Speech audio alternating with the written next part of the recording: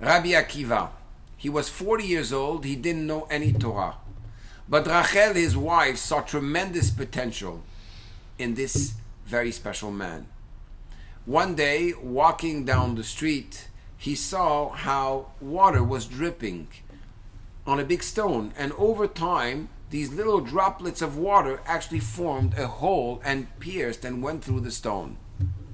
At this moment, the discouraged man, which felt he didn't have a mind or a heart to be able to understand the Torah or connect to God, said, well, if a little drop, day after day, falling on the same place is able to go through stone, my heart and my mind cannot be worse than stone.